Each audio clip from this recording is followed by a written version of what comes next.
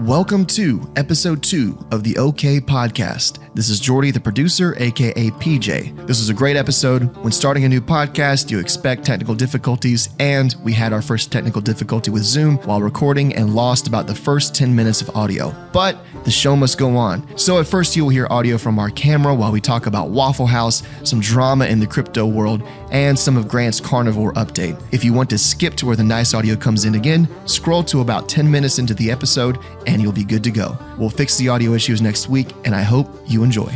All right, and welcome back to episode 2 of the OK Podcast. Okay. I'm your host, Grant Broggi. We're coming to you live from the soaking, wet, rainy upstate of the great state of South Carolina. You know, I got trapped at Waffle House this morning because of that. Did you really? Yeah, we were about to leave, and we look out the window. We had a scenic view. We're by the window, best seats in the house. And then we look up, and the sky just falls. And it was dumping rain. And I was like, no, I'm not walking out in that. So, coffee, and we're good. If I want to be stuck somewhere, it's Waffle House. Amen. It's Waffle House. 20 people talk to me in Waffle House. It's like the friendliest restaurant. Yeah, it's, well, until there's a fight behind it's extreme. It's one or the other. Yeah, one or the other.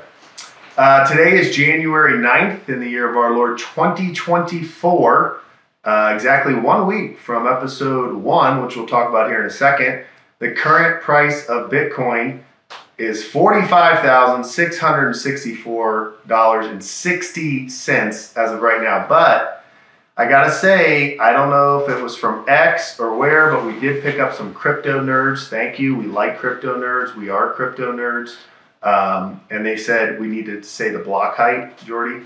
All right, yeah, the crypto nerds went deep on this one. So the current block height is 825,073. So that's where we are on the eternal blockchain. You can't erase that. That's on the chain. Written into history. It's there forever.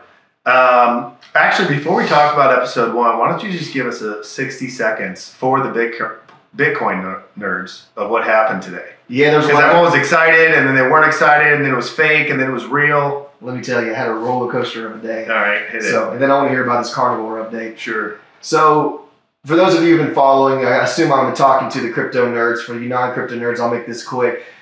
There's been a lot of anticipation for the spot Bitcoin ETF to be approved in the United States. Okay. Okay, sounds fancy, but that just basically just means that you can go into Fidelity and buy Bitcoin. I like that. You can go into your brokerage account and just buy it, as opposed to like, remember this phrase and use your cold storage and blah, blah, blah, right? So yeah, I don't do any of that. No, me neither. I lost mine in a boating accident. Yeah. So, but anyway, the punchline being, the belief is that will be the green light and the door that a lot more money can come into crypto, into Bitcoin, because now it's just like, oh, click, I can just buy it here.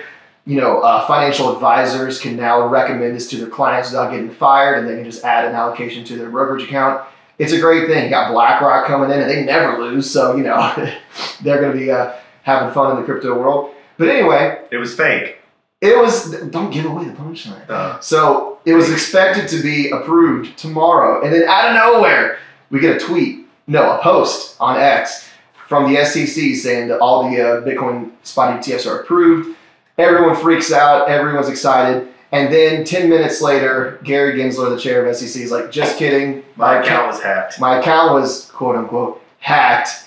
And nothing's been approved. Everyone chill. That was my paraphrase. That was good. And then 10 minutes later, he somehow immediately regained control of the SEC account that was apparently unhacked, like, instantly. That's how hacking works. So everyone was excited, and then it was fake, and the price dumped a little bit on the news, so that people kind of showed their hand a little bit.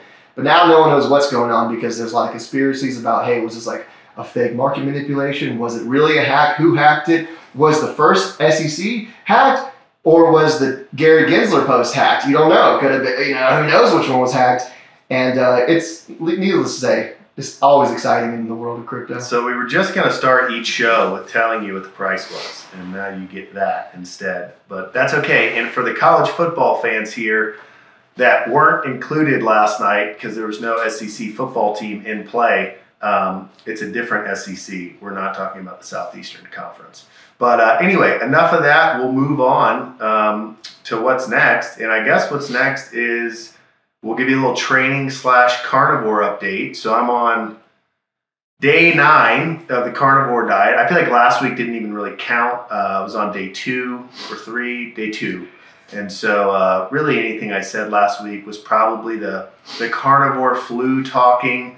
None of it was true. Now I'm an expert. 9 days in, I know everything there is to know about eating nothing but venison, beef, chicken, salmon, tuna, eggs. and what's that? And eggs. Yeah, so I'm the expert. But in all seriousness, for those that are interested, last week's training was fine, but I didn't feel great. Basically, I was just really tired kind of all week, but I powered through. I went to the gym. Interestingly enough, what I was supposed to do lifting-wise went fine. So even though I didn't feel great going into the sessions, I felt a little lethargic. What was supposed to move, moved. But this Monday, yesterday, I felt pretty good. I'm not doing anything crazy. I'm kind of starting a new cycle on my training. So, I'm ramping up my 5x5s. Right now I'm doing 5x5 squats on Mondays with about 3 minutes rest. So not, super heavy. I did 365, kind of no problem, and then pressed afterwards. I'm going to deadlift tomorrow. But I do feel like it took me about a week to get somewhat acclimated. And, they say religion, politics, a close third, probably because it includes the first 2, is your diet. Because all of a sudden, everyone is super concerned. Grant, what about carbohydrates? Grant, what about vegetables? Rip's going to be mad at you. You're not going to make any progress. You won't be strong if you eat carnivore diet only. This is stupid. All this, you're going to be pooping. Everyone's so obsessed with my poop. I've never had so many people ask me about my poop. I'm on the carnivore diet. What's your bowel movement like? It's fine, by the way. But we'll talk about that because I know the guys want to talk about that later. We'll talk about that when they get on later. But in the short of it, it's been fine. It has been an adjustment. Like I said, we had 20 guys. Actually, I think it's 18 males, 2 females doing this along with us. And everyone experienced about the same thing. That first 5 to 7 days, lethargic, sluggish, and it's just your body adapting to getting off of carbohydrates, using carbohydrates as a form of energy, having glycogen readily available, and transitioning to using fat. One thing we did kind of all find is if you were feeling really sluggish or low on energy, to up the fat, which for me is a really weird concept. I don't want to say I avoid butter or lard, but I don't usually dump butter and lard and ghee and beef tallow on everything that I eat. And I indeed have found that I need to do that in order to get enough fat. So calories wise, according to GrantBot in our Slack channel, who's our Chat GPT app, I just ask him every day, hey, I had this, and that. But I've been eating somewhere around 2,500 to 2,800 calories a day. Seems to feel pretty good. I started at 226, which was a little heavy for me. But when you're going into a diet or something extreme, you're like, pass the pie, give me more cake. So I was a little bit on the heavier side, and this morning I was 217. I've been 217 for about 2 to 3 days. So I lost some weight quickly, and then I kind of upped the fat content, and it seems to be stabilizing. I do think I got to give you a venison update. I said last week, I killed that deer, and that venison still tastes like the forest. But if you put 2 to 3 tablespoons of beef tallow in venison, you are now eating beef. I'm convinced you can't tell the difference. And that's with salt and pepper only. So, that's kind of where we're at. Day 15. So 6 days from now, I'm going to start adding in some dairy, some milk, I think, and back down the butter a little bit. I've had a little bit of cheese, hard cheese, not much, but my wife is doing keto with me. this month. And so if she's cooking, like last night, she made bison patties and covered them in extra sharp, what's the brand? Telemondu, Telerude. Sounds right. Yeah, some kind of fancy cheese. It was on sale at Publix. But yeah, so she had that on there. So I had some cheese. So I've had some cheese here and there, which again, everyone worried about my bowels tells me cheese is the glue. And then they put like 6 poop emojis so that I get the joke that they think I have diarrhea. But yeah, so that hasn't happened to me. And out of the sample size of 19 to 20 people, I think it's maybe happened to 2, maybe 3 guys. And it's both been for like a day or 2. No one's had it chronically, which is interesting. So I don't know. So Joe Rogan was wrong. I mean, so one thing that is interesting about this, I think going into carnivore is what are you eating prior to this? So my protein consumption is already really high. I'm eating red meats. I'm eating fish. I'm eating seafood. I'm eating a very high protein diet. What I'm usually not eating is the excess fats, because I have carbohydrates, but I don't have a ton of carbohydrates. I mean, I would say I'm lowish carb. I have rice, I have sweet potatoes, but I mostly follow kind of Stan Efferding's vertical diet, ish, something along those lines. So I think the greater the adjustment is, the bigger the impact people have. So I don't know what Rogan was eating before. Maybe he was on like the Portnoy diet and just eating like a pizza a day. I don't know. Or maybe it was drugs. I don't know. Maybe it was drugs. Maybe he's on some gear. He does have that funky looking belly. But I don't know. That's Rogan's business. Maybe he just wanted to say, you're going to have what do you call it? Rocket fuel coming out of your butthole. Maybe he just wanted to say that. It's funny. I got to say it because he said it and it might be worth it. So yeah, I don't know. I'm not going to say it's fake news, but But the journey continues. The journey continues. Real quick update. You talked about how, politics and what was it? Religion and diet. They're all at the same time. Right. People are calling foods political parties now. Oh, like so if you're vegan, well, like particular foods. So like there was a funny Instagram post, I can send it to you. And she was just like, this girl was like, all right, I'm going to show you different foods. I'm going to tell you if they're liberal or conservative. And why don't you test me? Okay. The first one, Oatly, like oat milk, like in the can. Liberal. Yeah, totally. Raw milk. Republican. There you go. Isn't that weird though? Because I feel like growing up, the crunchy granola people that didn't want to give pesticides to their. Well, it's all different now. Yeah, I mean, I was drinking the milk where the cows were shot up with whatever that hormone was, and that's why me and my brothers were all like 6'3". But anyway, then you got Beyond Burger, liberal. Then you got steak, Republican, conservative. Excuse me, conservative. And then those words are not interchangeable. You got like a green kale smoothie. Liberal. Yep. Black coffee. Conservative. Yep. A parfait. This is too easy. A parfait. Yeah. Right as I say, it's too easy. I'm going to go left. I think she went left. Yeah. Like a full saturated fat eggs and bacon breakfast. Oh, conservative. Yep. Almost done. Crisco. Conservative. Oh, now she put that as liberal. Well, it's like a Southern Democrat. It's a Southern Democrat right there. That's not full on. So that's true. Like you can't make conservative and Republican the same word. You can't make Democrat and liberal the same word. That was a nuanced take. Hey, there you go. Only the nuanced takes here. Just raw butter. Raw butter, conservative. Yeah, and then she has like this blueberry flavored with a Captain Crunch logo maple syrup. Seems crazy. Liberal just because it's like all fake. Because it's blue. Yeah, raw honey. Conservative. Yeah, and then the Just Egg, my favorite. Just Egg. I've never heard of this. It's like it drives me crazy. It's called Just Egg. It comes in a bottle. It's all yellow, and it's like how you get like the pre-scrambled eggs at the store.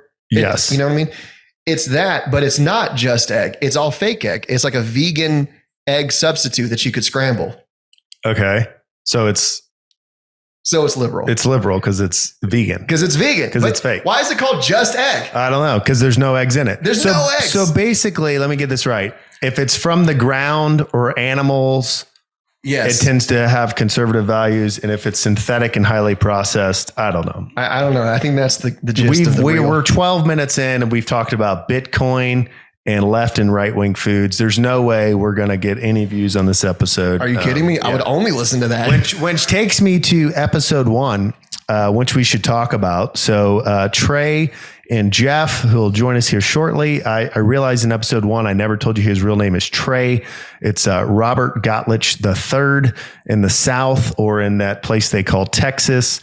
They'll often call that third person Trip or Trey, meaning like the third. In Texas, they say Trey because Tres.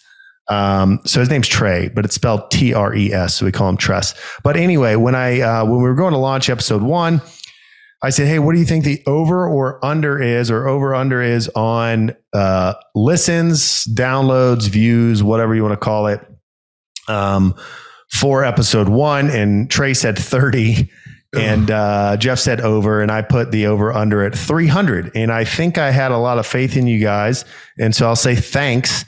As of the start of the show, we had 125 views on our new YouTube channel, the OK Podcast. So please go find that on YouTube. If you're listening, it's at the OK Podcast, and give us a subscribe. We picked up some subscribers there as well. And then on Anchor, which we're using, which is, I think, is Spotify, Apple Podcast, and Overcast, I think is the 3 we're out there on.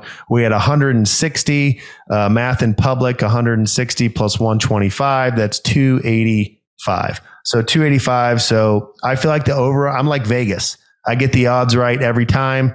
I'm not looking forward to talking about this college football national championship, but 15 under, not bad. And I think, so it's Tuesday. The next one comes out Friday.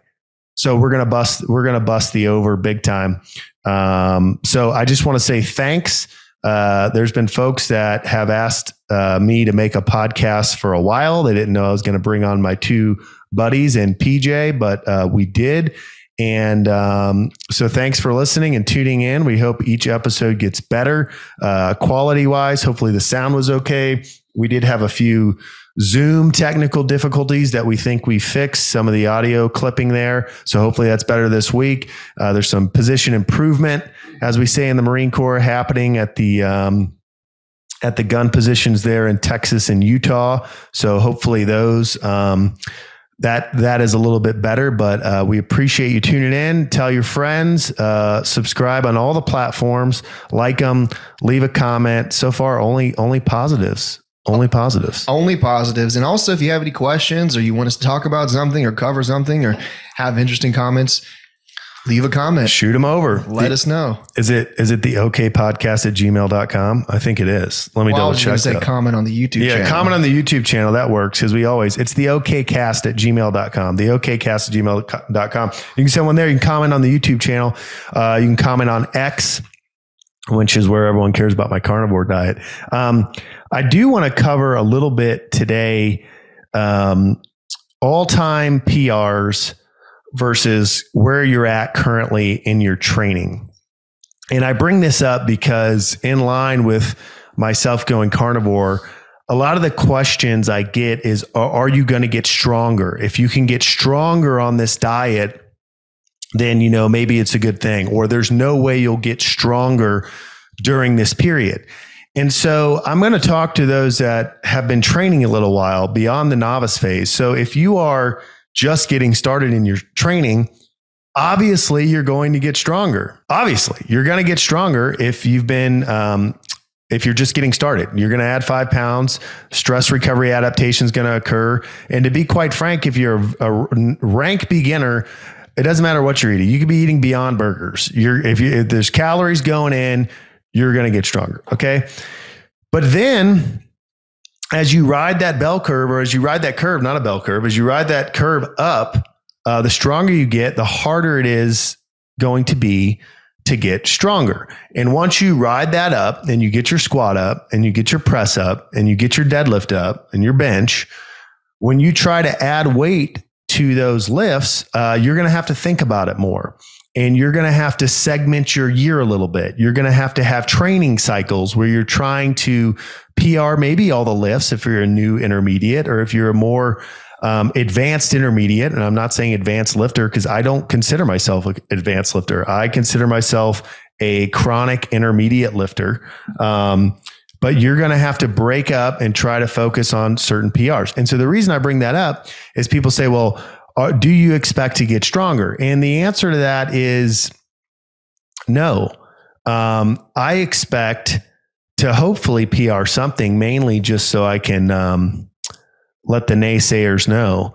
But I don't expect to get a whole lot stronger. And the reason is, last year, I didn't miss a day of training, but my training was all over the place just due to my schedule. Like I talked about a little bit last week, I moved. My schedule was a little crazy. I was doing one lift a day sometimes, and I was in a maintenance mode. And again, in a maintenance mode, you're always trying to get stronger, but I was surviving. I was keeping weight on the bar, not letting it come off, but I wasn't on an upward trajectory. I think, it just wasn't the year. So now I'm training hard again. So you have to look at, when people ask me, are you going to get stronger on this diet? Am I going to get stronger than I've been recently? My best press is 265 pounds in competition in 2018. Since then, the most I've pressed in 2023, I did this. I pressed 245, so 20 pounds off. So do I expect to beat 265 during this 1 month of carnivore diet? Absolutely not. My best squat is 515. I did it at the end of 22. I missed 520 last year. I think I doubled 500 at the end of like a nice 5 solid weeks of training I had. So when you think about these numbers, you have to think about where you were when you hit them. Were you on the end of a long trajectory of good training as an intermediate? And so for me, if I hit some certain metrics on this carnivore diet, I have enough data in my logbooks that I can look back and say, hey, this was good progress considering I was eating 0 carbohydrates. But I may not PR every single lift, and I probably won't. The only lift I think I'm maybe in the running of PRing is my bench press. My PR is 375. I did 370 last year for 2 singles, which was good. I probably should have hit it that day, gone for 377.5, but I had already done the 1 single. And so I just did another one there. But just something to think about. And you should think about it, whether you're going through a cut or if you're just like evaluating a training cycle. If you trained hard last year, January through April, and then you were erratic, and then you got serious in November, December, and maybe you ran some type of 8-week, 12-week program, you hired a coach, whatever, and you didn't PR your lifts that you'd done earlier in the year, that doesn't mean the program doesn't work. Doesn't mean that the coach is stupid. It doesn't mean that you didn't work hard. It just means that you are you're in a different area as an intermediate lifter.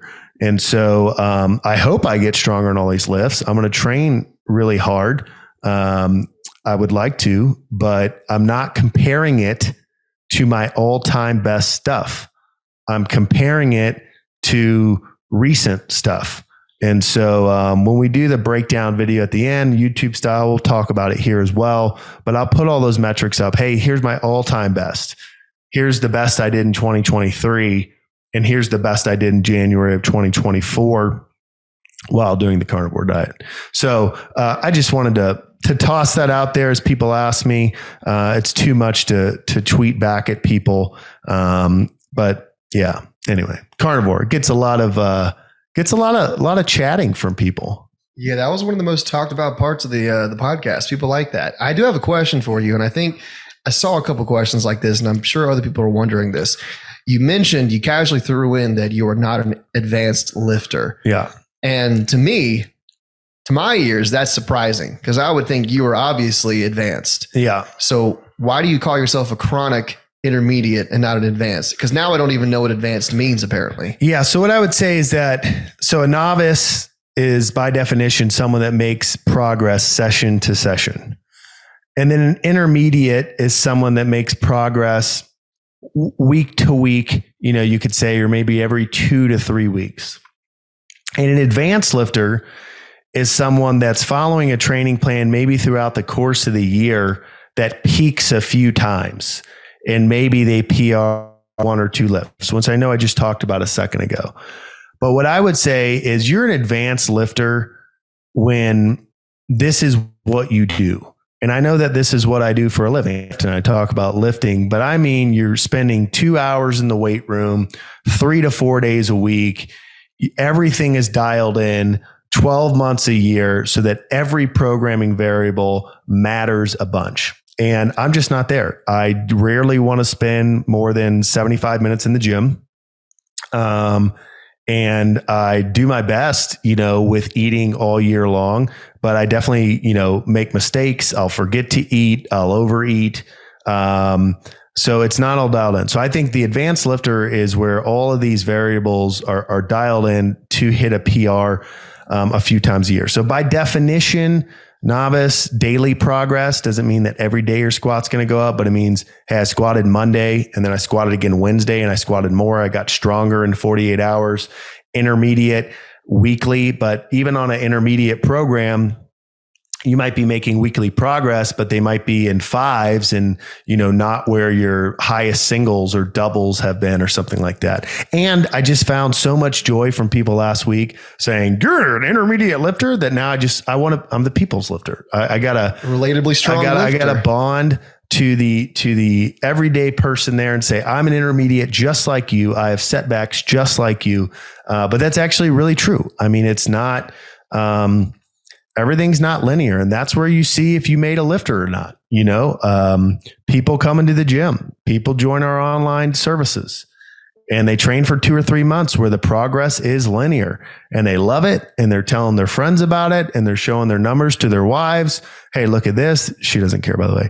And they're showing all of this stuff.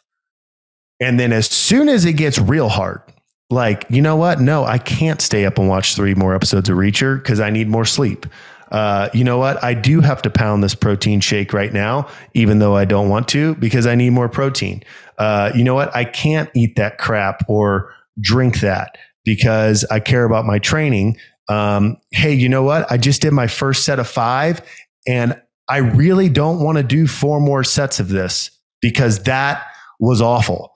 That's where the lifter's born, the guy that sucks it up and does it anyway. And so, when it's not linear, that's when it's interesting. And that's when you get the mental benefits and you learn a lot about yourself, going into the gym and doing stuff you don't want to do. Diana brought this up, this week about my mother. So my mother started training in October of 2019. So she's really, I guess we're coming up on 5 years. Wow. Yeah. And so my mom lifts 2 days a week. She does, 2 lifts a day, sometimes 3, most of the time 2 lifts a day. And every time, she's a great supporter. She's got her garage gym decked out in Strength Code gear. She tweets her lifts on X. She's actually an inspiration to a lot of people. A lot of people tell me they started lifting because of my mom or because of the article I wrote on how to get your parents to lift or the YouTube video on that. I think a lot of people are looking for that because, as side note, as parents age or people you care about age, you want to help them. You want to stop that, and lifting can stop that, but they have to do it. But I say all that to say, Diana commented to me, she said, man, I don't know how your mom just goes out in the garage by herself 2 days a week and just does grindy 6 to 8 second deadlift singles, and then back off sets of 5 where rep 3 looks like it's glued to the floor. And, grinds out a heavy squat single. My mom hates squatting. I mean, she does it. I say she hates it, meaning she gets the least enjoyment out of that lift. She's always frustrated with it. Her depth, where's her knees at? But she goes out there every time. And my dad too. But I think it's just interesting because they're lifters. And that's a classification. You earn that title. I mean, there are people that I train and I say, yep, that guy's a lifter. And there are other people that I train and I love them dearly and I'm trying to get them there. But it's something that changes in here, and you decide that your training is important enough that you will prioritize it. Does it mean that you eat, breathe, and sleep lifting? Not always. Like I just said with me, the things that happen. But like I also said, I didn't miss a training session last year and I'm not going to miss one this year. And I don't think I think the only time I missed them was when I had a fever. Another video that makes people mad. The only time you don't train is when you have a fever. That popped off again today on Instagram. This is terrible advice. This guy's an idiot. what does he know? If you have a herniated disc, go home and lay in the bed. Because that's what you meant by that video. That's what I meant. That's what you're talking about. What I meant is if you break your back and you don't have a fever, go squat. That was the point of the video. Yeah, obviously. Yeah. So, some encouragement to you on this Friday. Hopefully you've just finished up some training, or maybe you have one more day tomorrow on Saturday as you listen. But become a lifter. Become a lifter. Take it serious. Train 3 days a week, and earn that title. I mean, you can see it by the way people post stuff. You can see it. I offer free form feedback checks, whatever, on X. If you go on X, you want your squat looked at, your deadlift, and if you'll put some skin in the game and publicly tweet it or post it on X, I'll break it down for you. And I can tell right away. And sometimes it's ignorance. People don't know what hard is, and that's part of the process of becoming a lifter. But I can tell right away, this guy's like, I'm stuck. I look at the squat and I go, you're not stuck. You just think you're stuck. You just don't know any better. And so then you lead the horse to water, and we want you to guzzle. We want you to hydrate with that water. Don't just let it sit there and look at your reflection. You know what is weird? I've noticed. I mean, I'm not saying that I'm an advanced, all-time lifter, but I'll consider myself. But you're a what? lifter. 3 years? You're 3 years in. I'm 3 years in. No, you're a lifter. I feel like I'm a lifter. Yeah. I will say some things you learn. I've been deemed. Yeah, should I get the saber down? Yeah, lifter. We'll make a separate video. So I will say there's some things you figure out, like form, or how to tweak things, or you just get better at lifting over time. But there's some things you don't learn. And one of the things that's interesting to me is I can never tell how fast my reps are. So you go down in the squat and you're on rep 3 out of 5. And it barely goes, and you're fighting, and you're like, man, that was the slowest rep of my life. And then 4 and 5 continue to be even slower. And you look back on the video, you're like, man, that must have been a grind. Yeah. And it flies right up, and you're like, okay, well, everything's fake. So, I mean, this is a lot of people have gotten really strong using RPE, but here we go. I'm not going to even unpack it. If you want me to unpack my thoughts on this, you'll have to comment this week and leave a 5-star review on Spotify. But it always seems way harder than it is. It always seems way harder. You pull rep 1 of a deadlift, rep 1's a liar. You're like, there's no way. And then all of a sudden you're on rep 5. So what you perceive is not reality. And it never goes the other way. It never was like, oh, this feels really easy. And then it just stops and you fail. Right. It's always the other way. It never really feels really easy. That's the thing. Yeah. It never does. If you've been training, it never feels easy. But that's that. So that's the update on Carnivore, on my training, on whether or not you've earned the title of lifter, some tidbits about mom, an extensive Bitcoin update to keep the Bitcoiners here. But it's time to go into the second installment phase segment, whatever you want to call it, session. Leave this area and invite the other 2 guys here. So let's let in Trey and Jeff. Okay. I feel like I've been in here for forever. Yeah. Well, no technological difficulties on the OK podcast. Never. Our plan survives first contact. Sure. Who said that? Abe Lincoln. Abe Lincoln. Indeed. I see you're working your T-Labs BAP over there. That's right. The position is slightly better. We got Jack White over here. Records. We have Trey's plaque that he tried to discard from 5'11". Oh, it's still? I proudly displayed on my wall. What's his quote? Got a Liverpool scarf and some books. What's Trey's quote? Worst logistics officer ever. I mean, you really were. Nice. I appreciate that. Title is the Plaque OIC. I love. There's so much I love about that plaque. I've never, not just the Trey stuff, but like the launchers are like definitely too close to each other to be firing. One's shooting rippers, like one's facing straight ahead. The FDC is like 10 meters from the firing launcher. You can see like a trash bag like hanging off of the Humvee door if you like really look at it. I think that all passes the joint reg. Yeah. At least you know how Marine Corps that is? I have never until then had to make my own going away gift. and then write my own NAM, Oh, and then well, submit them both. And it got rejected. oh, I guess you're a bad logistics officer and writer. Yeah, I don't write good. And to be clear, Trey is not a logistics officer. He was an artillery officer, but those field grades always know their LTs really well. And so, the worst logistics officer ever. So before we get into the topics today, we already went over a little bit, but would you guys remember what I put the over under on for listens of episode 1? I thought we said 30, or was that Jeff's over under? That's what I put it. No, you said. I thought Trey said 30. No, that was Jeff. Okay. I said 30 even. I multiplied it by 10 and said 300. And as of going into recording here 45 minutes ago or so, we were at 285. And we have until Friday to pass 300. So lots of listeners, lots of people wanting to know what's going on. I cleared up your name. I realized I never let people know that your name is not Tress and it's Trey. But I've been called worse. Yeah, the world now knows. So I think we got to talk, I got to eat some crow to start out. I think we talk national championship right out. Let's get into it. All right, Trey, why don't you read off our picks? Because we forgot to do them on the show last week. We did. Yeah. Go back and edit that in. Yeah, we did it on Slack though. We have a date timestamp. PJ, can you pull the block height from last Tuesday at 10:27 p.m. Eastern time? I'll do my best. Let me see. I'm embarrassed. I was very proud of this. If I can find it. You were close. Okay, I was close. I got mine right here. I got it. I got it right here. You ready? Oh. We'll do Grant first. Okay, great. Grant, Washington 42, Michigan 38. Now, Jeff, Washington 38, Michigan 35.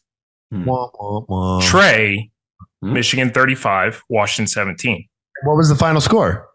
Was it 34-13? 4-13. Yeah. I feel like Yeah. So there's a reason that Jeff and Grant in the show notes description are listed as college football fans, and you're listed as a crazy college football fan. Yeah. There's a difference. I was really pulling that they would go for 2 on their last touchdown. Yeah. And that somehow Michigan would also get 2 safeties in the last 4 minutes. So I don't know. Just get it perfect. Just get it perfect. Yeah. What happened to Penix? I think he got hurt. I mean, I know he got hurt towards the end, but I mean, he was missing ball. It was terrible. I think he got hurt sooner. I think it was Really? he didn't look right half the game. So Yeah, that was That was were rough. like throws he was making all year. And then he just couldn't buy one. Guys were dropping stuff.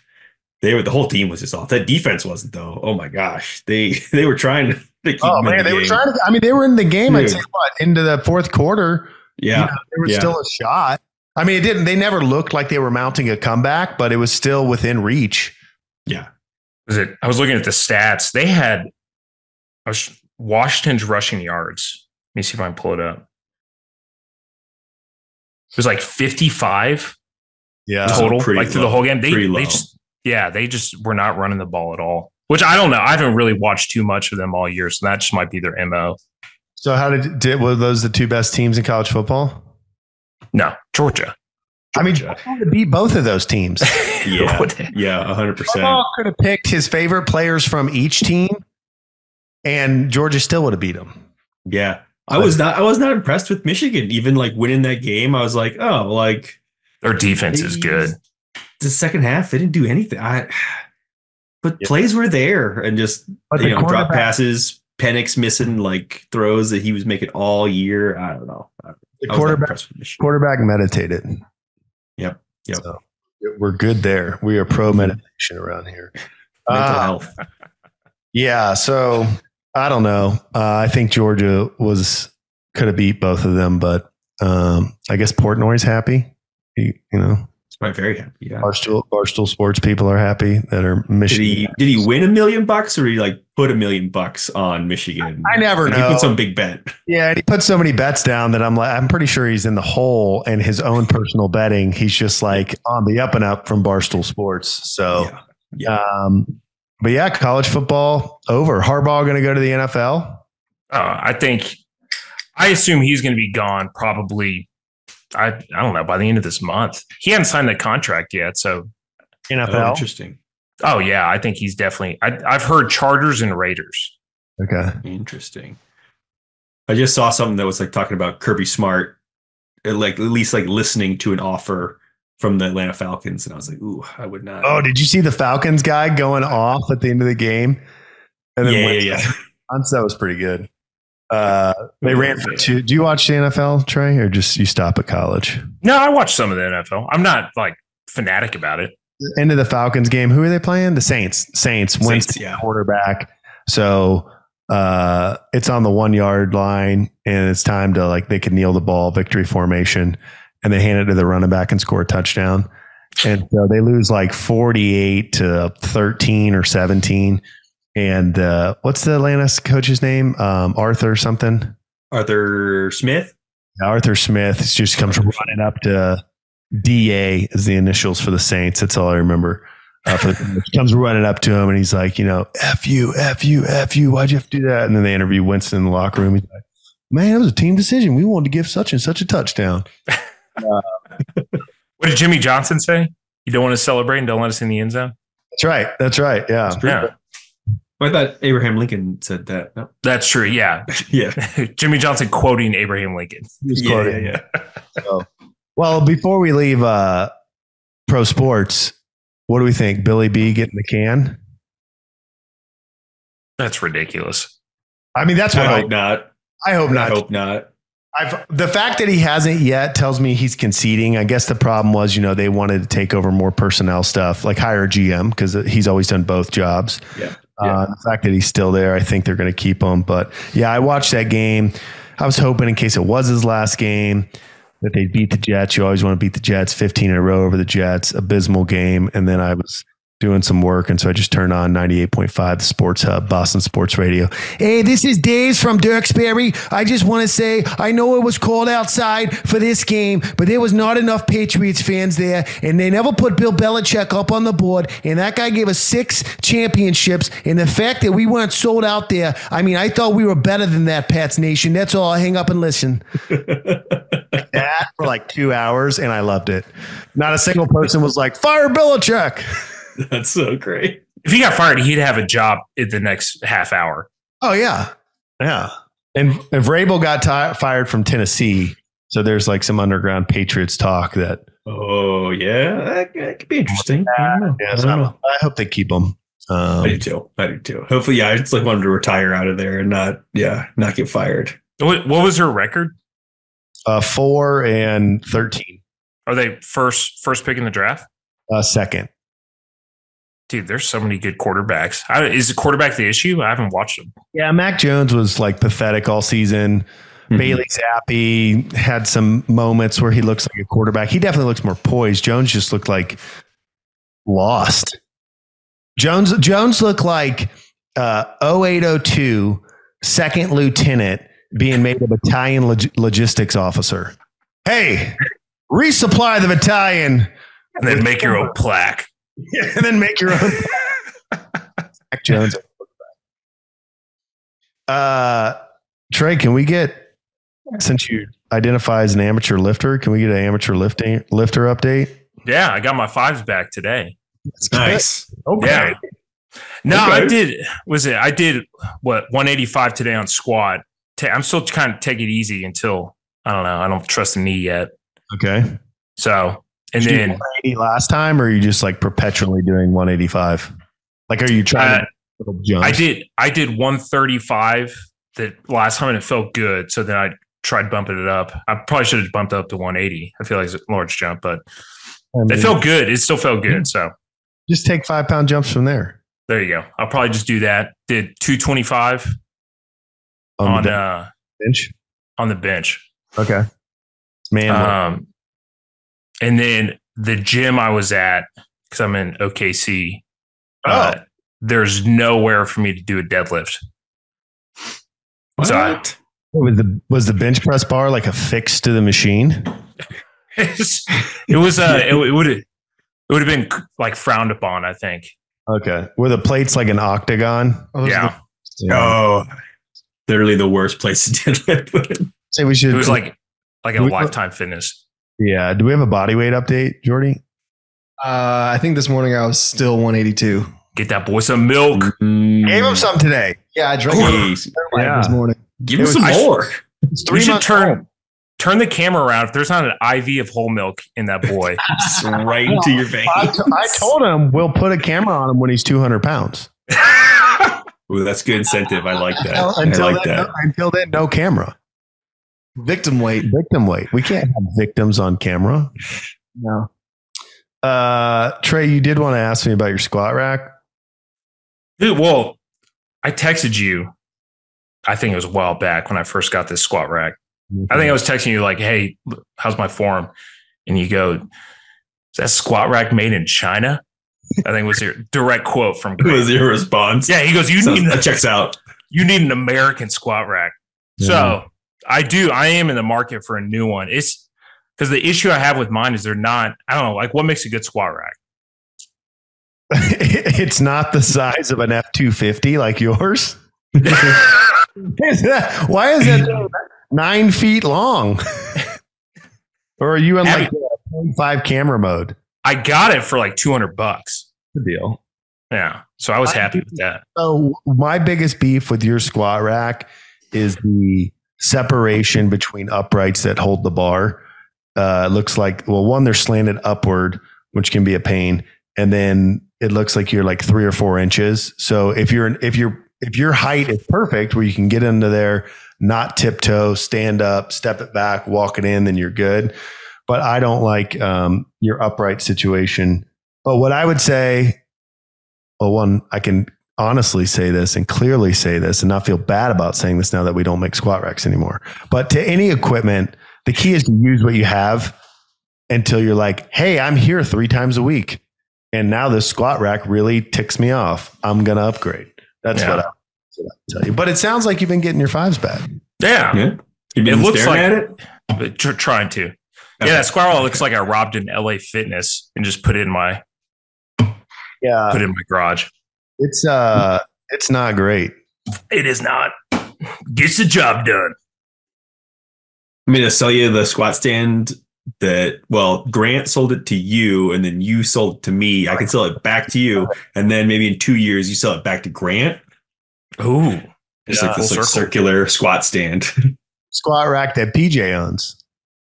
I don't even have it right now. Yeah, but you still own it. Yeah, I still own it. It's out on loan. Yeah, it's made by a company that I can't name, but it's a good squat stand. Oh. Yeah, it's the exact same one that Jeff has. It's good. It was mine. It is a good, yeah. I sold it to Trey. No, I sold it to Trey. Did you? Trey probably gave it to Jeff. I sold it for $300. Which was? No, I think I bought it. Well, I didn't buy it for $300. I know that, but I did think I did buy it. It was good. It was a good deal. I think you bought me sushi, and then I just like, it's fair. That probably sounds right. Yeah. You can't do it was a fire sale. I think you were EASing and going back to Texas. So you were like, I don't want to take this. I don't need this. You can eat sushi though, so it was really a really good deal. Yeah.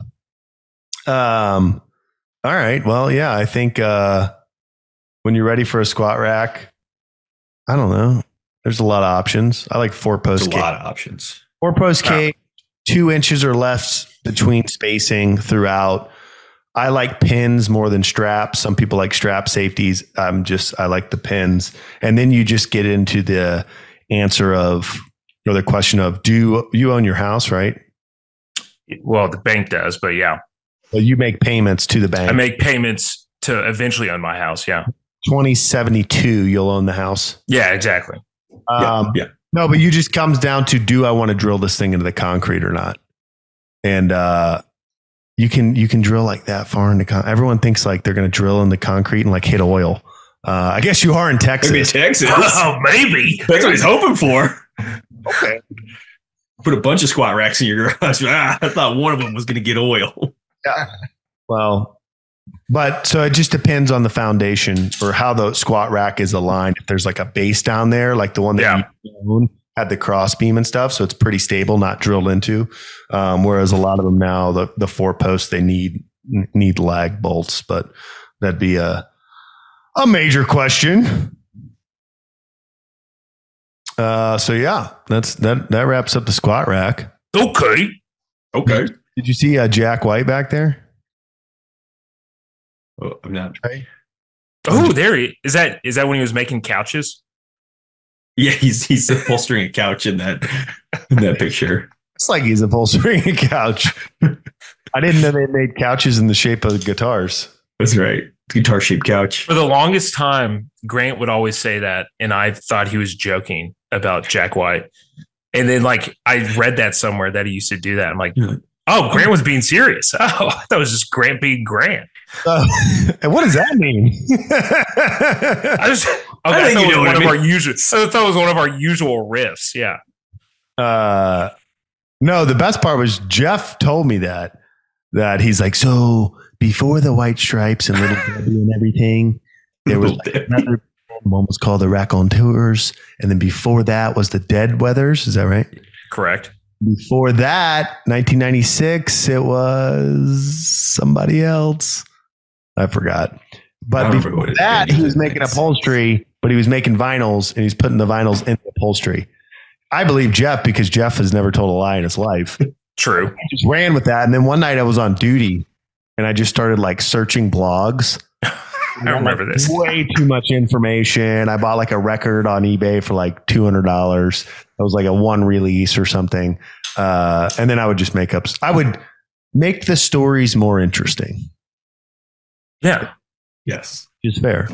So yeah, as Grant would tell a story and then somehow it would just always end up with like, and then I cut open the couch cushion and I pulled out a White Stripes record and Jack White had a handwritten note on there that said, hey Grant, and like knew you were going to find this. That's why 17. Jack White. That's why I was like, that can't be real. How's the smog in Utah, Jeff? Not bad. We've had some snow roll through. So now we've got snow on the foothills, snow down in the valley. So usually when any sort of like storm rolls through, it clears out the air. And then I don't know if it's still doing it now. I can't really see out the window, but we just had like a snow squall roll through. Pretty high winds.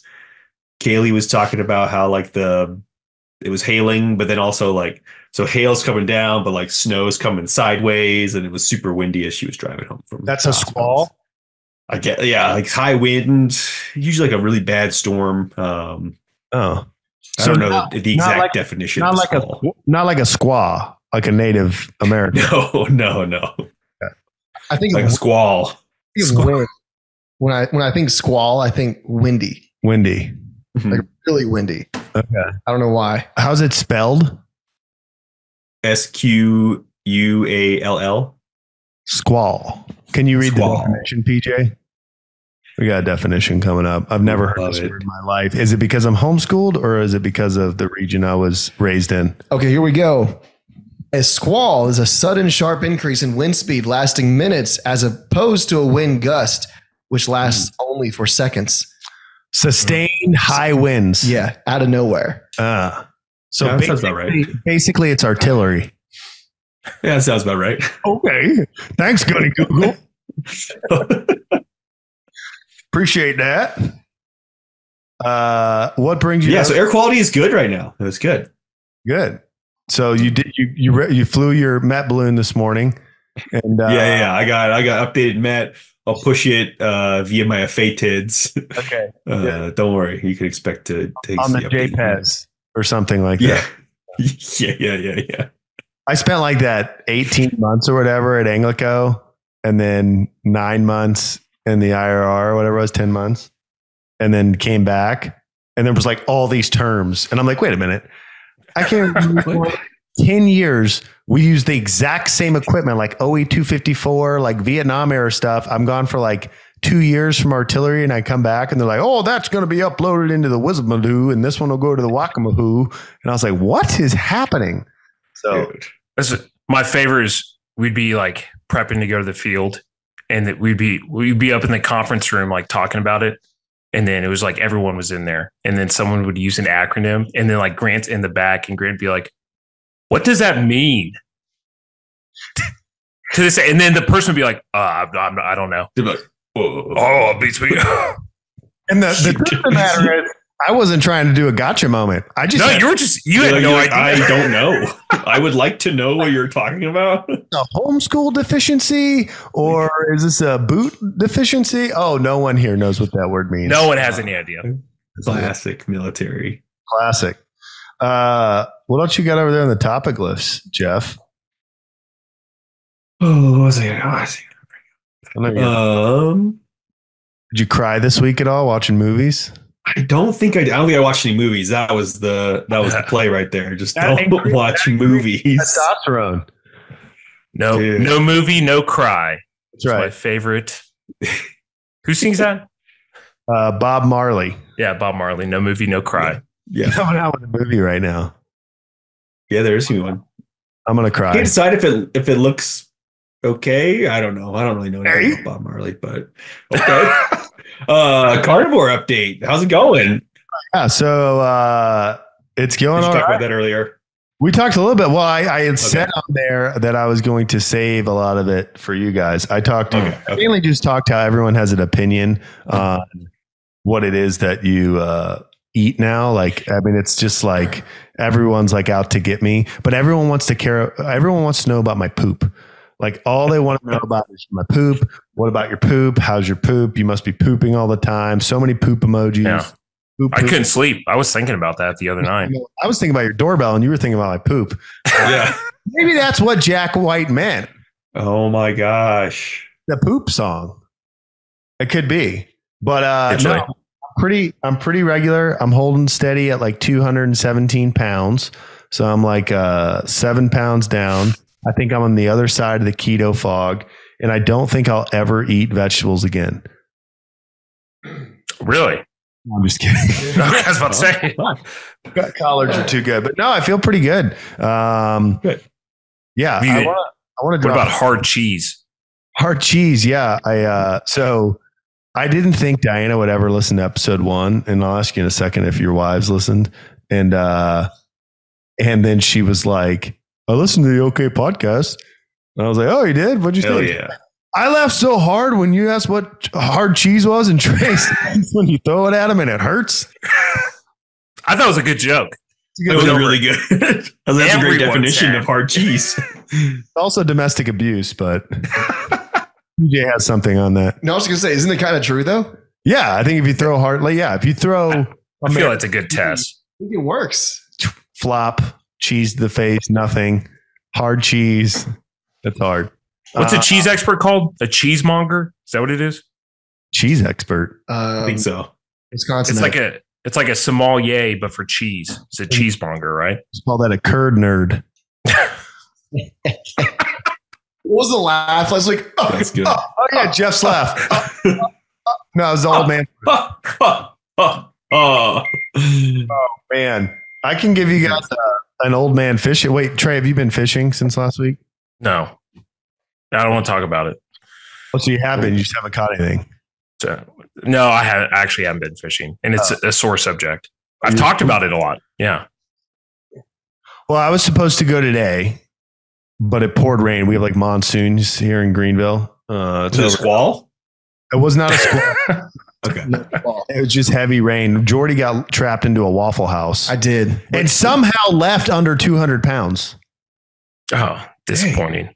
I know. That's a great place to get trapped. I was smothered and covered. Yes. About 10 cups of coffee. Should have been 10 bowls of grits. Just killing waffles. Killing waffles.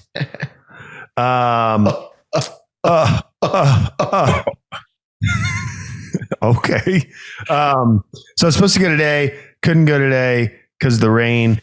But I've been like in the market for waders because I want to go by myself because I feel like I need to go by myself and like mess it all up so that when I like go with a guide again, I'll like know what to focus on. So I'm going up to North Carolina this weekend. I like got some spots picked out. So I was like, all right, I need waders. So I met my guy at this like fly fishing shop. We go in there and it's like typical fly fishing shop. I mean, not that I've been in a lot. Like I think I've been in like 3 in my life.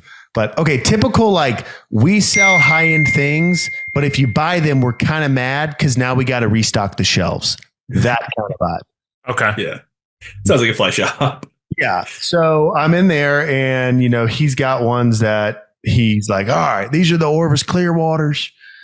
Now this is a good starting waiter right here. It's $250. It's going to cost you a little bit, but I mean, you get this. I don't think you're going to be real hard on equipment. You don't fall all around all the time. Big cock diesel kind of guy. I do here. And he's like, y'all got these in an extra large. Now this dude's got a big foot. And the guys were like, well, I guess we'll go find an XL. So I go find an XL. I put it on. Pick your foot up now. Pick your foot up. It's too small. And I'm like, I mean, it feels like a sock. It's not supposed to feel like a sock. What if you got a wool sock up under there? Okay. Too small. So he's like, I need bigger. And they're like, well, it's got to be the Grundens then. And he's like, man, he's like immediately, and the guy doesn't make anything off this. He's just like trying to, he's like, man, them Grundens are $700. But I'll tell you what, the Grundens, that's where it's at. I mean, that's why I got it out of Grundens for 6 years. That's where it's at right there. I mean, let's try them on and see. And so I try them on, too small. Try on the Smiths, too small. So he's like, hey, can y'all call Smiths or Grunden and see if you can get custom booty size 14? And they're like, oh, you want me to call somebody? Like, we don't want to make any money. And so they're like, Orvis definitely doesn't do custom. And I'm like, okay, so then he's like, well, don't worry, we'll get them on order and you can just borrow mine extras this weekend. I was like, well, if I'm going to borrow, shouldn't we just shop around? It doesn't seem like these guys are that into that. He's like, no, let's just see what they come back with. So they come back and the Grundens, it's $200 upcharge for the custom booties. So it's $950 for a pair of waders. My thoughts exactly. And so I'm just like, man, and then I'm already got to buy flies. I got to buy a net. I got some stuff my brother gave me and I have my rod, but I don't have much. And I'm like, I can't walk. Like I'm too terrible at this to be dropping 1,500 that I don't have. So I'm not going to do that. So anyway, I'm like kind of thinking, and he's like kind of arguing with the people. Some guy walks in and he like goes to like the fly room. He sets down a box and he like comes around the corner. He's like got some reels and they're like, oh, hey, Brian, like, how's your dad? He's like, he's finally done fishing. I wanted to see if you guys could help me sell these reels. So he hands some old reels and they're all like, oh, look at this. This is a 1984, oh, I love the way that sounds, doing all their little fly fishing sounds. And then he's like, yeah, my dad's a big guy. He's 81 now. He's like, I don't suppose you ever get anybody in here that needs a size 14, do you? No way. Ooh. Yes. And like, I look at John and he like looks at me and I'm like, I need a size 14. Meant to be. So he'd been arguing when we went to get the boots. He wanted me to have a felt bottom and they only sold the boots where like the bottoms were replaceable, like studded or rubber or felt. And he's like, no, I want it like thick felt, like the Davidson, like that's what you need. And this guy pulls out a pair of Danners. They look like Marine Corps boots. They're size 14. They're probably like 15 years old. The felt on them's like perfect. And I'm like, I try them on. I put a booty on. I try them on. They fit perfect. And I'm like, and he's like, you got to get those, man. You got to get those. So I'm like, how's $50? He's like, yeah, sure, done. He's like, actually, I got some waders and stuff if you want to come take a look. So he pulls out a pair of size 14 Smith waders. I put them on. They fit perfect. I'm like, do they leak? And they look like brand new. And he's like, I didn't put them on jumping the Reedy. That's the river here. He's like, but I don't think so. He's like, if they do. Could you try again? No, Siri got mad. Whoa, new guest. Yeah, new guest, Siri. Reedy, Siri, I guess it's all the same. Anyway, long story longer. Try them on. They fit. And I'm like, what else you got in the tub? He's like, oh, just other like stuff. I was like, how about I just give you 150 for all of it? And he's like, done. So I Venmo'd the guy. And John's like, man, whew, if you don't believe in God, you best believe in him now. And I said, John, I do believe in God. Do you? He goes, if it weren't for Jesus, I wouldn't be in this fly shop right now. And so then we go and we buy all the stuff. We go outside. He's like, man, what? I can't believe you found size 14. Like, we were supposed to come here this morning, but they didn't want to make any money. So they didn't open till 2 because of rain. I mean, what a great day. People could be tying flies. And when we do come, you get a set of 14s. So anyway, that's what I got. Amazing. Okay. A miracle. Okay. What do Patagonia waders cost? I think they're like top end ones are like $7.99. Daggum. But dude, if you want I think they make. I'd have to look at the sizing on the booties. I don't know what they go up to, but we could hook it up. You would not pay that for. I mean, yeah. No, I was just curious if it was out to lunch in general, but it kind of made sense to me. Like, oh, these are the high end waders, $600-700 bucks. Like that seems like what it would cost to do this. Like so, what makes a high end wader? You don't get wet. Is that it? It could also be a lot of it's like durability, like and just like kind of like features that are like built into it, and a lot of like just durability stuff. Because you can go like super low end, just but they may not last you a whole season. So what he said, not when it's cold. What he said was that like he would have Grundens and Smiths for like his guide service, except that like he's got to have like every size or multiple sizes. So then he'd have like, $15,000, I don't know, tied up in waders. So he usually does like the Orvis Clearwaters, but then he's like, if you go like cheaper than that, he's like, new people are always like falling over. They've never like walked through the woods before. Like they're going through briars and they're ripping. So it's like a toss up of like where, you want to be. Like, Night land nav. Yeah. Night land nav. Yeah. It's exactly like Night land nav. He was like, "You're really good at walking through the woods." I was like, "Quantico, Virginia." Too much time there. Jeff had a red box. True story. I was so bad at land nav. Same. Did you fail? Did you ever fail land nav? Passed the only one that I needed to. The only one that mattered? Yeah. Right. I lost my card, right? Yeah, I did remember that. Wait, did you pass though? Yeah. So you remember how they were like, don't write on your scorecard, put that in like 7 layers of Ziploc bags and keep it on your body and do it like on another card. And then because like you might get wet or you might, whatever, when you get there, then you can transfer your answers over. So I got like a piece of Right in the Rain, like stuck in my flak, and I'm like running through the woods and I'm like 6 for 6 out of the first 6 boxes. And I'm like, yes. And like, boom, I'm like running and I find box 7 and I go to like write down the code on it. And I look down. Bye-bye. So I'm like sprinting, backtracking, right? Like just running all around trying to find it for like 35 minutes. And then I like can't find it. So I'm like, well, I got to go for the next 3. So I just tried to remember. Well, I think right away I tried to remember. I was like, whatever, EDD, F26, whatever. I write them down. So then I go to do it. And O'Connell, now Lieutenant Colonel O'Connell, Captain O'Connell at the time, is like, Broggi, did you copy someone's answers? And I'm like, no, sir.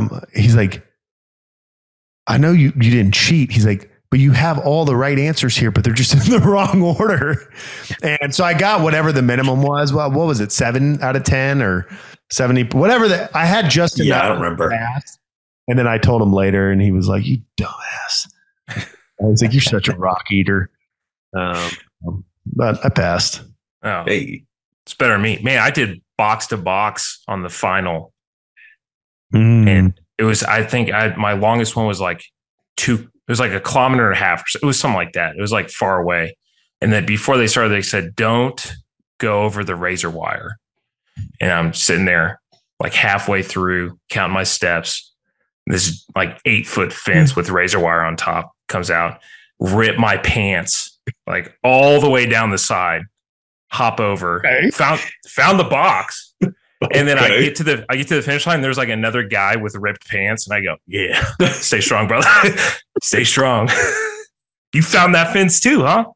Jeff, you want to give a 30-second synopsis of what land nav is? I think PJ's a little lost. Oh, yeah. So this is every Marine Corps officer gets their through the crucible of the Highland Hills of Quantico, really dense woods, rolling terrain, and they, place these little like red ammo cans on like, those green metal engineer stakes, and they give you a card and a starting point, and then they're like, okay, go find your boxes. You have compass 8 hours to go or something like that. And so you're just off running around trying to find boxes in the woods, and Who was some are the more difficult to find than others. I think we were all about this. I never failed one, but I think we were all about. Trey says he was the worst at it. The worst. I met Jeff at a land nap box. Ah. So there's a big rule where you're not allowed to talk to anybody because they're worried about cheating. And so I'm looking for this box. He's looking for this box. And so basically you're like, okay, I need to head this direction for, 140 paces or something. Like if you're in thick woods, you can't just like take trails. So like you'll take trails. You're like, okay, now that I'm here and whatever. Yeah. So I'm like walking and I'm like, okay, it should be here, but it's not here. So I'm like, well, I'm headed this direction. Like I'll run that way because you're on a time thing. So I'm like running.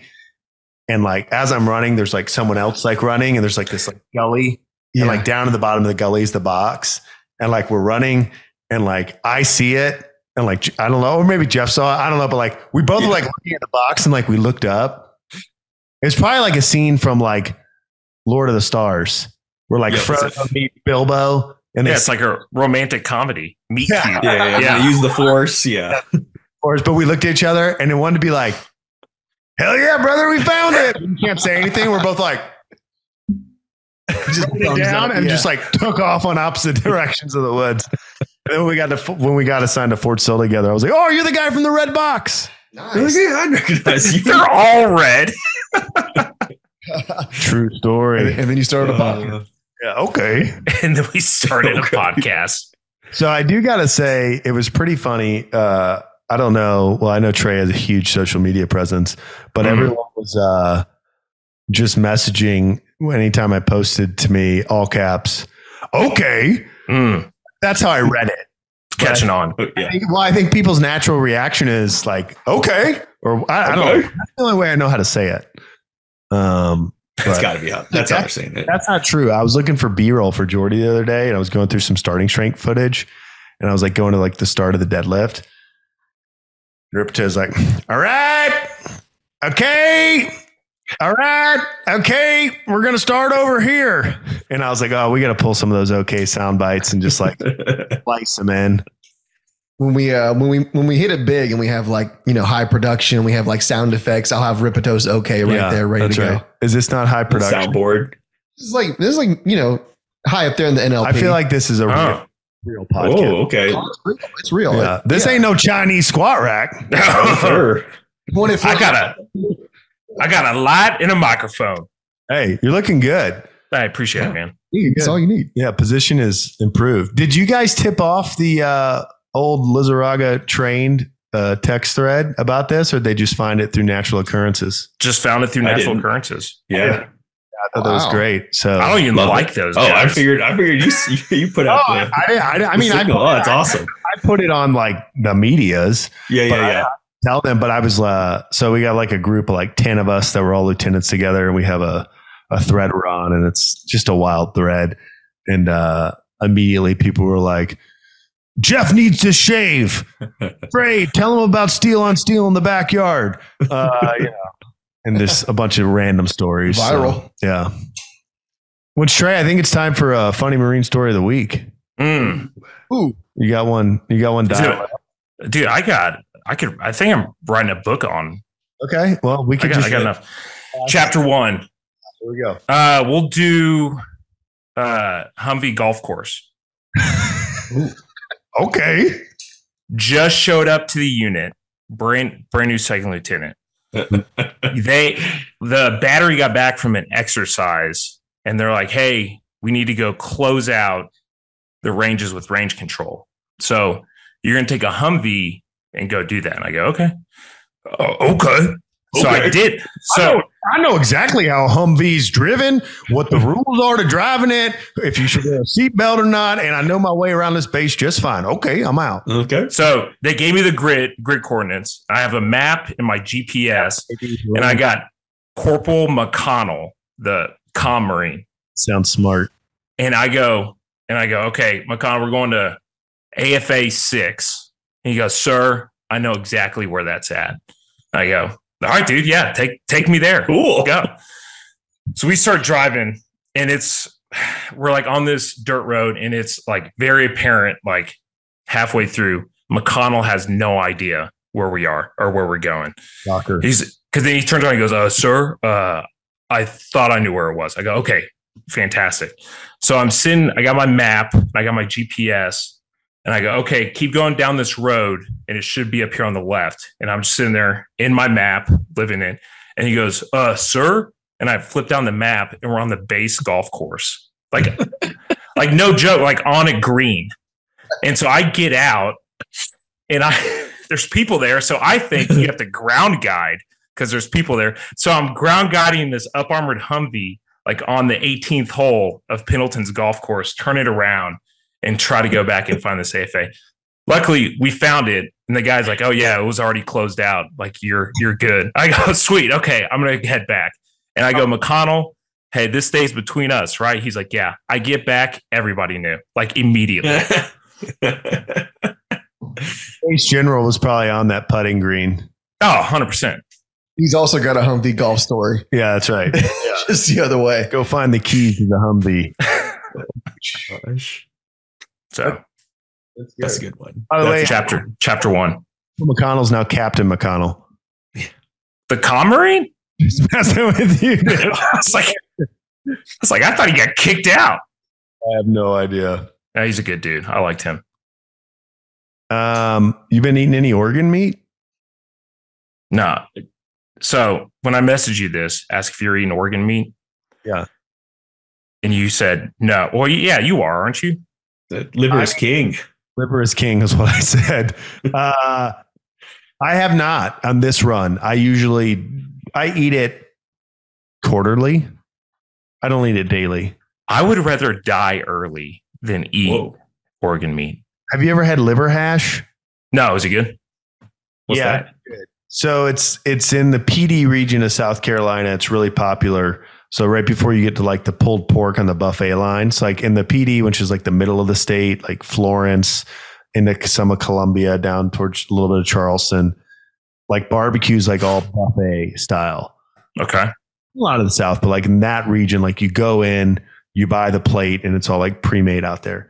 And so one of the dishes is liver hash. So it's always next to the rice, and they take like half of a Boston butt if you're making it for like normal people size. And then they take however much liver, and then they grind it, like blend it and grind it and like make it with like a gravy. So it's like a brown gravy. It's cut with pork. So it's liver cut with pork, and you eat Okay. and it's really, really good. See, that sounds good. I tried cooking it once. sounds really and it was good. just terrible. I did not do it justice. Yeah, I had a guy that's doing the carnivore with us. He was posting photos. He cooked it today, and he was like, yeah, it's good. It's not good. The texture. Okay, here's me eating bacon to try and get rid of the taste out of my mouth. But no, I like the concept of eating it. And I've definitely eaten it, and I try to eat it. But unless it's in liver hash, I mean, it's just one of those things. It's like, if you don't grow up eating that food, regularly, it just tastes foreign. Yeah. But like I can eat like in the Mexican foods, I can eat like lingua. Is that the tongue? That's the tongue, right? Or that's the brain. Brain, I think. I think that's Of human? Like of what? Yeah, human. A human brain? Yep. Yeah. Delicious. I think it's tongue. Cow brain. What's the head? Cabeza is the head. Cabeza is the cow head or brain. See, but I can eat those. But I don't know if it's just because they cook them in the same grease as they would cook the asada and then put the lime and the salsa on it. So I can't tell the difference. I don't know. no. Yeah. Does it come in like pill form? Like I would eat liver if I could just like take it as a pill. Liver King ancestral supplements. Wait, you ready? Whole feast. Liver King out. What do you think he's doing now? He's doing the same thing. He's making Same thing. JP met Liver King, right? Whoa. Was he a nice guy? JP hit it. Well, I met Liver King. He came in and we filmed an interview with him, and Me and Jordy did. yeah, I was about to say, who's we? Me and this other podcaster down in Miami, Florida, who's no longer there. But anyway, Liver King walks in, and it's not just Liver King; it's the entire Liver clan. So usually just Liver Queen. Okay. So we had Liver Queen, we had Liver Sons, and then he had like a posse with him. Wait, is that called Liver Prince? Probably. Okay. Heir to the throne. Yeah. Princess Liver. And it was cool. So the guy shows up in character, basically. And I think it's God. But he's got no shirt on, a pair of black shorts on, and some like hiking boots. And the dude is jacked out of his mind. He's like 5'7". He is 200 pounds, and I think he's 5% body fat. Napoleon complex. Yeah. I didn't realize he was that short. Yeah. And anyway, the main thing though, he was real nice, like very personable dude. The main thing though is that we walked in the room and the entire clan smelled so bad. Like they don't believe that's not primal enough. You know, you can't be showers. Yeah. Soap's not primal. HGH and testosterone injected into you is fine, but soap, Dove is too. Oh, and my giant boat with like 8 motors on it that I go around shooting bottle rockets off. That's primal. Soap, not primal. So honestly, I kind of blacked out because I was just trying to not throw up the entire time while I was filming this interview. But nice dude. Yeah, he's doing the same thing. I mean, nothing's changed. I was hoping he was small enough to where we could get him on the podcast. Well, he's huge. No, we're big enough though that we can. Yeah, that's right. We got that. We got reach. I don't know if you remember this, but the OK, I forgot to say it at the beginning. Powered by the Strength Co. Oh my god! Potential sponsor, the Strength Co. Get in post. Yeah, potential sponsor. Yeah. Yeah, Liver King, potential guest. Oh, nice coffee. Yeah. Potential guest, Liver King. Also, King Charles. Anyone that's a king. Wow, just all kings. Okay. We're just having kings. Those are the only 2 I know. That's it. Steve King. Larry King live. I think Larry King's King. R.I.P. Who's the author? Stephen King. Stephen King. Stephen King. You know, he did what's the movie? Shawshank Redemption. Do you know Stephen King? I didn't know that actually. Wow. Okay, never mind then. I read the book. I mean, what? Thanks, Jeff. Edit that. Yeah, PJ. Grant, be dumber. Quit reading books, dude. Let me impress you with some facts. I like the way that I added people into the new thread on Slack, movies, books, and music. Just talks about movies. Movies, books, music. So anyway, I'm watching Rebel Yell. That's what I thought, but it's Rebel Moon. Rebel Moon. Is it a new Star Wars? Rebel Yell's a song, so that would also go in there. Oh. You don't know if it's a new Star Wars? I don't think it's a Star Wars. It's not. That's the one Zack Snyder made as like a Star Wars adjacent. Oh. Who is Zack Snyder? Grant, he did like, Jeff, who is 300. this? I was like, I don't know who it is. Oh, okay. Zack Snyder did like 300 and Sin City and all that, I think. Okay. If only there was some device that could tell us. Yeah, we'll never know. We'll never know for sure. Oh well, I'm fine with not knowing. We had a guy in the room with a computer open. He's working on getting Liver King next week. Snyder. We're gonna get any tunes talk. We're gonna talk about some music at all. Squat song of the week.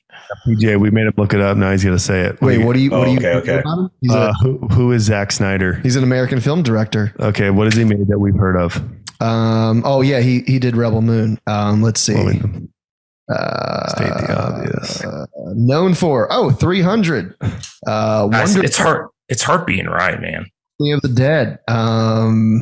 That's really it. A lot of superhero movies. Okay, before we talk music, fun fact: I fell asleep during 300. Ooh, wow! But it was my break during knob year. I don't know if you know this, Trey. Oh, senior military college. There's cadets. We have something called knob year. Okay. And we're not running around yelling gig 'em and whoop, whoop, farmers fight. We're like bracing. Where does the name knob come from? That's what cadet prayers. And we're not frogs. Are you guys frogs? No, you're rats. Fish. That's right. You fish. Fish out of water.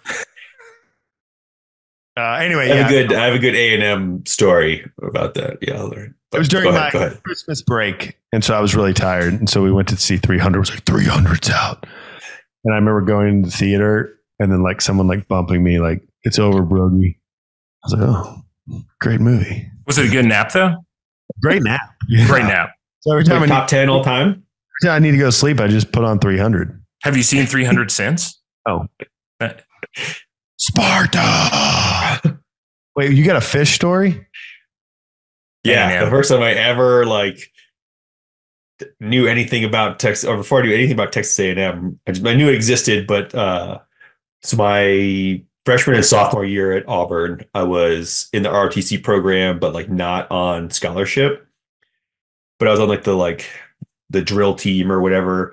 And so we go my sophomore year to like the big 2-lane like drill meet. And so like there's this big room where just like everyone's there like getting into their uniforms, like getting ready to go out and do their little like do the drill competition. And then there's like all of a sudden just like everyone's in there just like doing whatever, door flies open, like people come running in, like people are screaming, like all of a sudden all these people like line up in a circle around the room. Everyone else is just kind of like paused, like half like changed, like what the hell? And it's all the Texas A&M like drill team. Freshman drill team? Yeah, freshman drill team. They're all like at attention and like just like stopping. Everyone's like, what the heck's going on? And like someone walks in and like they like literally like undress by like the numbers. They're like, pants. And they all like drop their pants at once and like stand back up and like, this is not real. Like, what is happening right now? And I just remember being like, oh my gosh, what is this? Who are these people? Bunch of dorks. Yeah. Which they are. They're a bunch of dorks. Yeah. They took their pants off? Yeah, they were like changing into their uniforms or something. Carnivore, so like they all had to use the bathroom. Toilets, go. Dude, it was wild. I was just I had no context for what was happening, and I was just like, you know who are that, these people? Do you know the head yell leader is Carnivore at A&M every year? Wears white pants. You got to be careful. Careful. That's why they make him to go Carnivore, get it out of his system.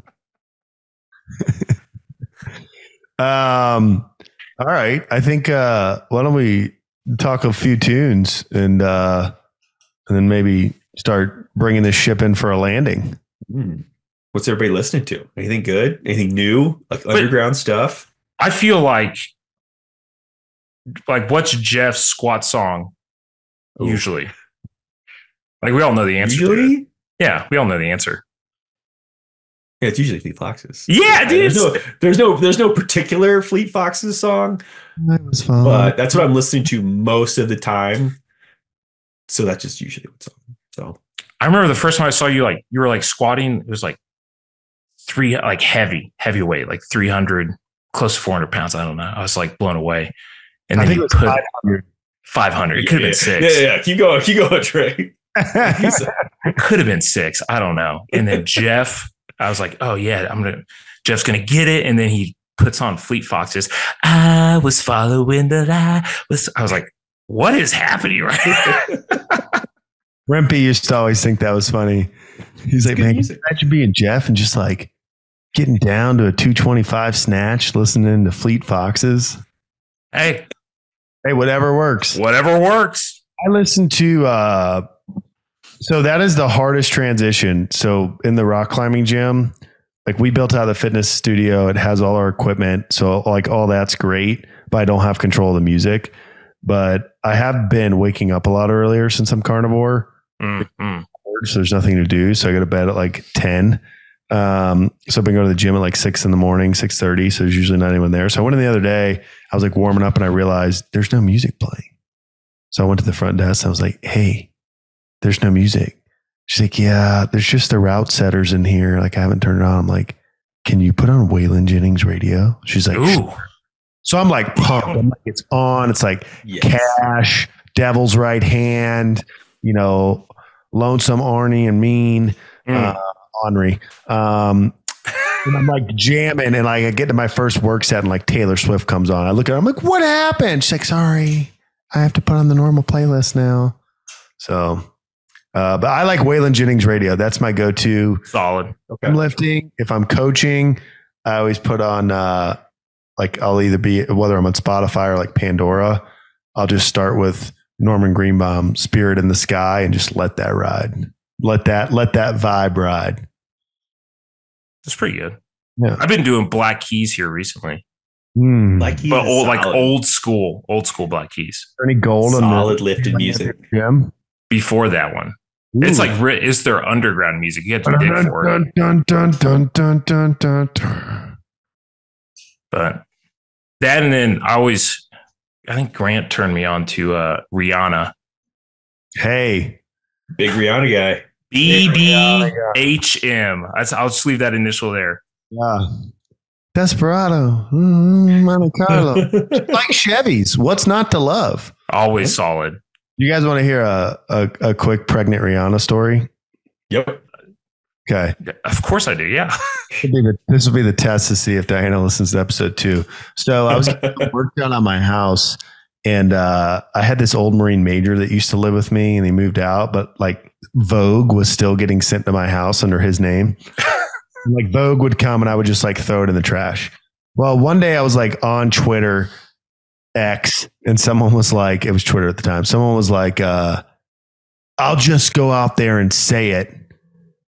Pregnant Rihanna is fire. And it was like a photo of like Rihanna pregnant with her belly hanging out. And I just thought it was like hilarious because it's like, I'll say what everyone wants to say, something like that. So I send the tweet to Diana, like we both think it's funny, like whatever. So then the Vogue magazine comes and it's pregnant Rihanna. So I rip the cover off and I put it on the fridge and I throw the rest of the magazine away and I think like nothing of it. Well, I'd been having work done to my house. I was redoing my kitchen. And so I put it on. So like Diana came over that night and like she sees it and like we both like get a laugh, but like we don't take it down. So like the next morning I like leave and the contractors were just like coming and going and like doing their thing. And so they come in like what I don't think anything. And then I come in at like, 6 o'clock or whatever time I come in, they're still there. And the guy's name is Steve. He's like, so you really like Rihanna or? And I was like, no, I can explain. I saw this tweet and I thought it was funny. And so in the Vogue mag, he's like, dude, you don't have to explain. You're right, creep. What's this guy into? You know what? I don't think I'm going to do this job anymore. So PJ, when this show ends, if we just fade it out here and play Rihanna, we can do that. Just gonna say Hey, that was a great Super Bowl halftime. That was good. Yeah. Underrated. She was pregnant. She was preggo. Yeah. Was number 2. What? She's had like 3 kids in a year. It's amazing. At least that's 3 in a year. Well, sure. In a year, like it was crazy. Yeah, killing it. Elon did it. Well, any parting shots? Any saved rounds? Ooh, any saved rounds? Hey, Winchester. Let's go around the room. Liverpool. I got no saved rounds, so since you said Liverpool, gonna be an interesting stretch here. Trent Alexander-Arnold just hurt his knee. He's out till February after already some piling up injuries. So we'll see what happens. But still top of the table. Good save round. OKC, any saved rounds? No, college football's over. I'm out of rounds. Yeah, okay. Well, talk to me in August. Yeah. For me, I got the Bruins and the Celtics playing good ball and good hockey. This has been episode 2 of the OK Podcast, powered by The Strength Co. with your host, Grant Broggi, and also Trey Gottlich and Jeff Biggie. We are on every major podcast platform. Go to www.theokpodcast.com and find your medium. Please subscribe to the YouTube, to the Spotify, leave a review, follow us on Instagram. Follow us on X. Simply, you can find all those by going to theokpodcast.com. We are 2 for 2 and showing up on Tuesdays and releasing on Friday. We'll see you next week.